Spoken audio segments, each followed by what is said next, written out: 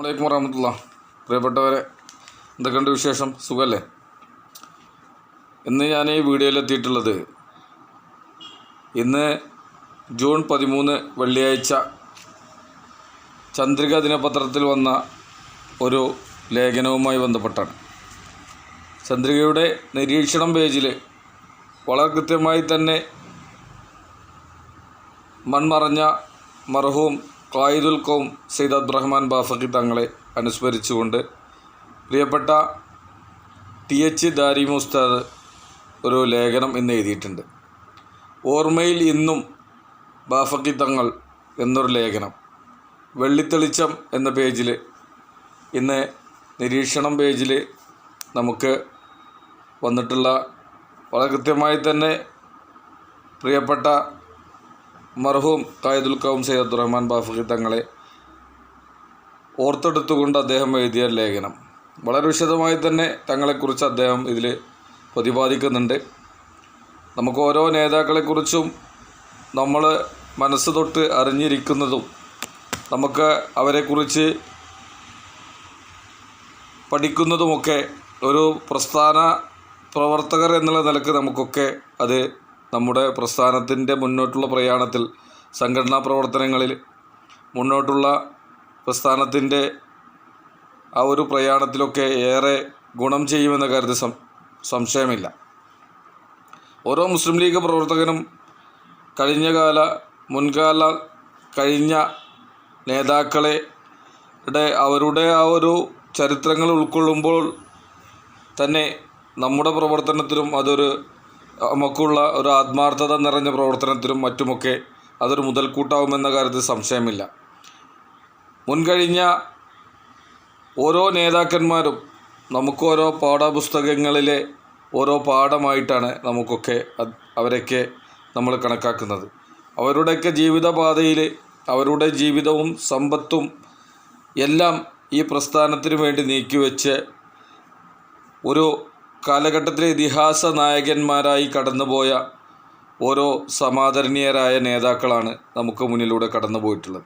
അവരെക്കുറിച്ച് ഒരു പഠിച്ചുകൊണ്ട് നമ്മുടെ മനസ്സിനെ ഒന്ന് ഉൾക്കൊള്ളിച്ചുകൊണ്ട് നമ്മുടെ പ്രസ്ഥാനത്തെ മുന്നോട്ട് നയിക്കുന്ന സാധാരണ പ്രവർത്തകർക്ക് ഒരുപാട് ഊർജ്ജം ലഭിക്കുന്ന ഇതുപോലുള്ള അനുസ്മരണ പരിപാടികളിൽ അനുസ്മരണങ്ങൾ ഏറെ ഇഷ്ടപ്പെടുന്ന ഒരു വ്യക്തി എന്നുള്ള നിലക്ക് അറിയുന്ന കാര്യങ്ങളും അതുപോലെ തന്നെ ഇതുപോലുള്ള ചരിത്രങ്ങളുമൊക്കെ മറ്റുള്ളവർക്ക് കൂടി പറഞ്ഞു കൊടുക്കാൻ ലഭിക്കുന്ന ഓരോ അവസരവും ഒരു സാധാരണ മുസ്ലിം ലീഗിൻ്റെ പ്രവർത്തകൻ എന്നുള്ള നിലക്ക് മറ്റുള്ളവർക്ക് കൂടി അറിയിച്ചു കൊടുക്കുമ്പോൾ അതിലേറെ മനസ്സിൽ വളരെ സന്തോഷമുണ്ട് ഈ കാര്യങ്ങളിലൊക്കെ. ഏതായാലും ഞാൻ കൂടുതൽ പറഞ്ഞുകൊണ്ട് പ്രിയപ്പെട്ട ഉസ്താദിൻ്റെ ഒരു കൃത്യമായി തന്നെ അദ്ദേഹം തങ്ങളെ അനുസ്മരിച്ചുകൊണ്ട് ഒരുപാട് കാര്യങ്ങൾ ഇതിൽ അദ്ദേഹത്തിൻ്റെ ലേഖനത്തിൽ ഉൾക്കൊള്ളിച്ചിട്ടുണ്ട്. അപ്പോൾ ഞാൻ ആ ലേഖനത്തിലേക്ക് കടക്കുകയാണ്. ഇന്നത്തെ നിരീക്ഷണം പേജിൽ പ്രിയപ്പെട്ട TH ദാരിമി ഉസ്താദ് എഴുതിയിട്ടുള്ള വെള്ളിത്തെളിച്ചം എന്ന പേജിൽ എഴുതിയിട്ടുള്ള ഓർമ്മയിൽ ഇന്നും ബാഫഖി തങ്ങൾ എന്ന ഒരു ലേഖനത്തിലേക്ക് ഞാൻ കടക്കുകയാണ്. ഇബ്രാഹിം നബി അലൈഹി സ്വലാം ചെയ്ത പ്രാർത്ഥനകളിൽ ഒന്നായി അള്ളാഹു ഖുർആനിൽ എടുത്തു പറയുന്നത് പിൻഗാമികളിൽ എനിക്ക് സൽപ്പേരുണ്ടാക്കുകയും ചെയ്യണമേ എന്ന പ്രാർത്ഥനയാണ്. ഇത്തരം അള്ളാഹു എടുത്തു പറയലുകൾ അതിൻ്റെ പ്രാധാന്യത്തെ കുറിക്കുന്നു. കാലബന്ദി അല്ലാത്ത പ്രാധാന്യത്തെയാണ് ഇവ കുറിക്കുന്നത്. അതായത് തന്നെ അനുസരിക്കുന്ന അടിമകളുടെ എക്കാലത്തെയും പ്രാർത്ഥനയും ആഗ്രഹവും ആയിരിക്കണം ഇത് എന്ന അള്ളാഹുവിൻ്റെ ഉദ്ദേശമാണ് ഇവിടെ പ്രകടിപ്പിക്കുന്നത്. എക്കാലവും നന്ദിയോടെയും ബഹുമാനത്തോടെയും ഓർക്കുന്ന ഒരു സൽക്കർമ്മം ചെയ്യാൻ തീർച്ചയായും ത്രികാലജ്ഞനായ അള്ളാഹുവിൻ്റെ തൗഫീക്ക് വേണം. അടിമകൾക്ക് സ്വയം അതിന് കഴിയില്ല. കാരണം നാം ഒരു നല്ല കാര്യം തിരഞ്ഞെടുക്കുമ്പോൾ അത് പലപ്പോഴും വർത്തമാനകാലത്തിൻ്റെ മാത്രം നല്ല കാര്യമായേക്കും. ചിലപ്പോൾ ഭൂതകാലത്തിൻ്റെ അനുഭവങ്ങൾ അതിനെ സ്വാധീനിച്ചിട്ടുണ്ടാകാം. എന്നാൽ ഭാവി അതെങ്ങനെ സ്വാധീനിക്കും? ഭാവി കാലത്തിന് അത് എത്ര ഉപകാരപ്രദമായിരിക്കും? വരും തലമുറകൾ അതിനെ എത്ര പ്രസക്തമായി പരിഗണിക്കും എന്നതൊന്നും നമുക്ക് ഇപ്പോൾ എത്തിനോക്കാൻ കഴിയാത്ത കാര്യങ്ങളാണ്. അതിനാൽ അള്ളാഹുവിനോട് ചേർന്ന് നിൽക്കുകയും അവൻ്റെ തൗഫീഖിനെ ആശ്രയിക്കുകയും ചെയ്തുകൊണ്ട് ഇങ്ങനെ പ്രാർത്ഥിക്കുമ്പോൾ അവൻ അത്തരം സമകാലിക സൽക്കർമ്മങ്ങളിലേക്ക് നമ്മെ കൊണ്ടെത്തിക്കും. ഇതൊക്കെയാണ് ഈ സൂക്തങ്ങളിലെ പ്രധാന ആശയം. ഇപ്പോൾ ഇത് ഓർമ്മിക്കേണ്ടി വന്നത് മഹാനായ ഖായിദുൽ ഖൗം സയ്യിദ് അബ്ദുറഹ്മാൻ ബാഫഖി തങ്ങളുടെ ഓർമ്മകളിലേക്ക് വീണ്ടും കടക്കവെയാണ്. ആ വിയോഗം ഉണ്ടായിട്ട് നീണ്ട 52 വർഷങ്ങൾ പിന്നിട്ടു. എങ്കിലും ഇപ്പോഴും മത സാമൂഹ്യ സ്വാധീനമുള്ള ഓരോ മനസ്സുകളിലും ബാഫഖി തങ്ങൾ ഒരു വിസ്മയമായി തന്നെ നിലകൊള്ളുകയാണ്. അതിൻ്റെ ഒരു പ്രധാന കാരണം അദ്ദേഹം തുടങ്ങിവെച്ചതും സ്ഥാപിച്ചതുമായ തത്വങ്ങളും സ്ഥാപനങ്ങളും ആശയങ്ങളുമെല്ലാം അരനൂറ്റാണ്ടുകൾക്കിപ്പുറത്തും പരിപൂർണമായും പ്രസക്തമായി നിൽക്കുന്നു എന്നതാണ്. അവയുടെ പ്രാധാന്യം മാറി വന്ന തലമുറകളും തിരിച്ചറിയുന്നു എന്നതാണ്. ഇത്തരത്തിൽ അനുസ്മരിക്കാൻ പ്രധാനമായും 2 കാര്യങ്ങളുണ്ട്. വേറിട്ടതെന്ന് തോന്നിപ്പിക്കുന്ന 2 കാര്യങ്ങൾ ഇങ്ങനെ ഉണ്ടായത് മഹാനവറുകളുടെ സേവന ജീവിതത്തിന് ഇങ്ങനെ 2 വശങ്ങൾ ഉണ്ടായിരുന്നത് കൊണ്ടാണ്. ഒന്ന് മതപരവും രണ്ടാമത്തേത് രാഷ്ട്രീയപരവും.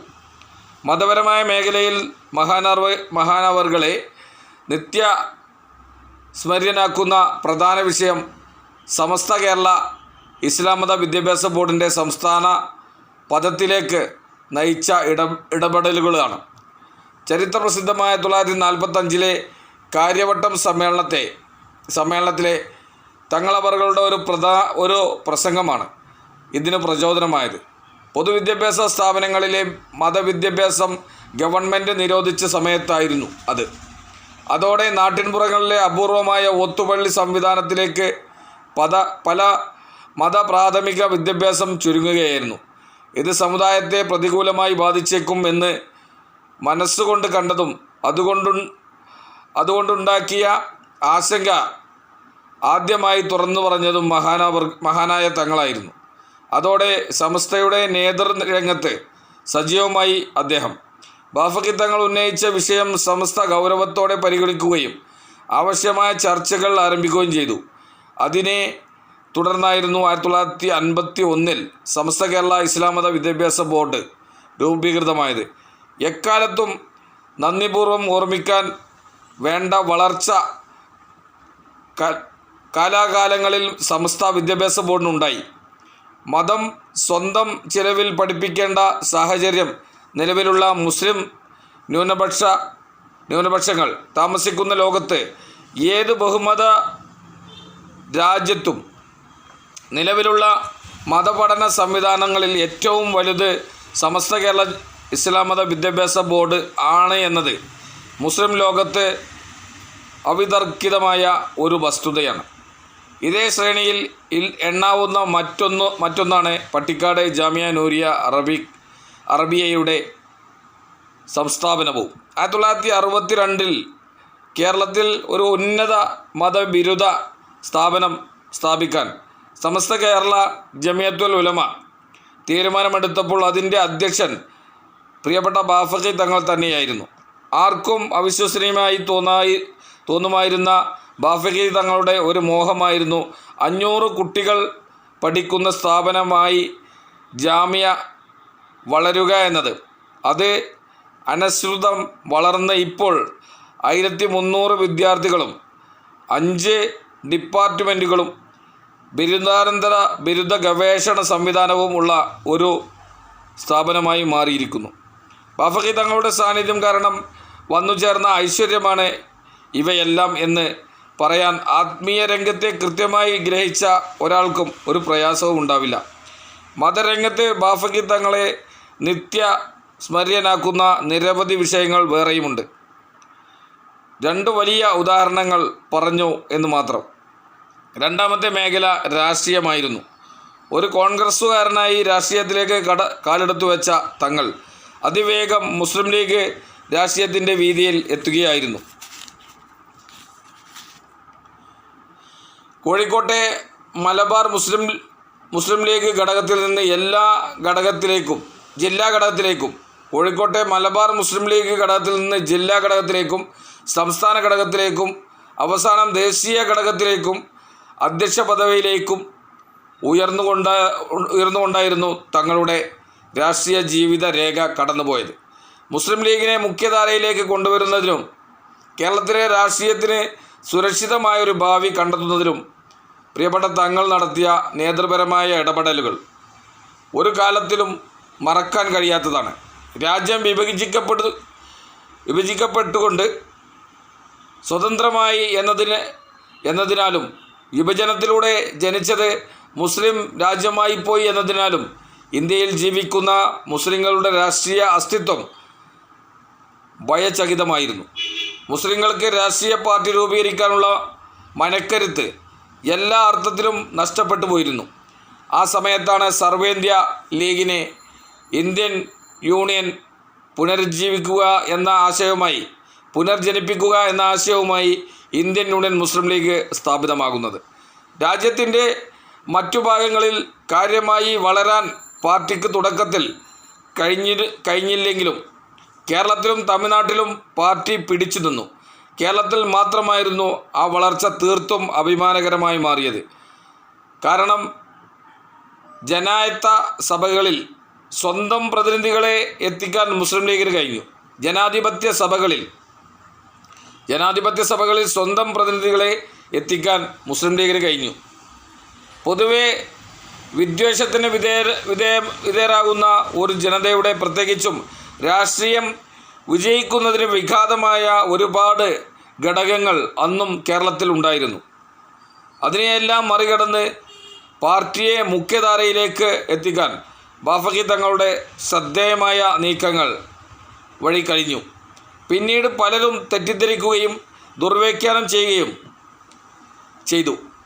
എങ്കിലും വിവിധ രാഷ്ട്രീയ കക്ഷികളുമായി ചങ്ങാത്തം സ്ഥാപിച്ചതും തിരഞ്ഞെടുപ്പ് ധാരണയിൽ നടത്തിയതുമെല്ലാം മുസ്ലിം ലീഗിന് എന്നും അധികാരത്തിലേക്കുള്ള വഴി ഉണ്ടാക്കി കൊടുക്കുക എന്ന ഉദ്ദേശത്തോടു കൂടിയായിരുന്നില്ല.